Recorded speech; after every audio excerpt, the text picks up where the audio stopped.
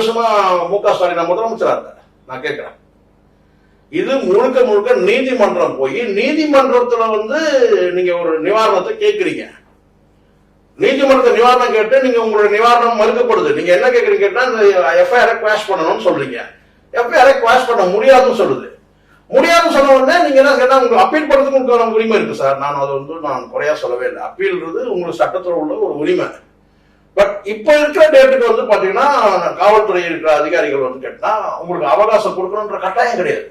இப்போ உங்களை கைது செய்யறதுக்கு தடை இல்லை. அது முதல்ல சட்டம் புரிஞ்சா பேச மாட்டாங்க. இன்னைக்கு தேதிக்கு உங்களை கைது பண்றதுக்கு காவல்துறைக்கு எந்த தடையும் போது அவங்க பண்ணுவாங்க.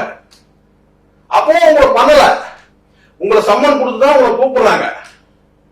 நீங்க சட்டத்தை மதிக்கிறவரா இருந்தாக்கா நீங்க இப்ப நீங்க என்ன சொல்றீங்க, நான் சுப்ரீம் கோர்ட்ல கேஸ போட்டிருக்கேன். சுப்ரீம் கோர்ட்ல கேஸ போட்டுனா அது உடனே விசாரிக்கக்கூடிய அவசர வழக்கா விசாரணைக்குன்னு சொல்லி சில வழக்குகள் இருக்கு சார். உச்ச நீதிமன்றத்துல இந்தியா முழுவதும் இருக்கக்கூடிய வழக்குகள் அங்க போகும்போது குறிப்பிட்ட சில வழக்குகள் பாத்தீங்கன்னா அவங்க அவசரம் காட்டக்கூடிய ஒரு சூழல் இருக்கும்.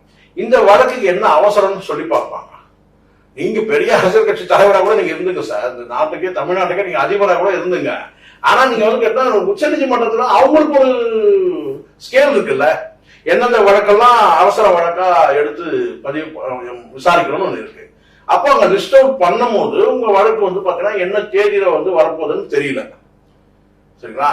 அப்படி இருக்கணும் கேட்டா இந்த இடத்துல கேட்டா தடை இல்லை உங்களுக்கு. காவல் நிலையத்துல பாத்தீங்கன்னா ஐயோ அவர் சுப்ரீம் கோர்ட்ல கேஸுக்கு போயிருக்காருன்னு சொல்லிட்டு வெயிட்டிங்ல இருக்காங்கன்னு வச்சுங்களேன், காத்திருக்கிறாங்கன்னு வச்சுக்கோங்க. அப்ப எல்லா வழக்குகளும் இந்த மாதிரி நீங்க காத்திருப்பீங்களான்னு கேட்க முடியுமா இல்லையா?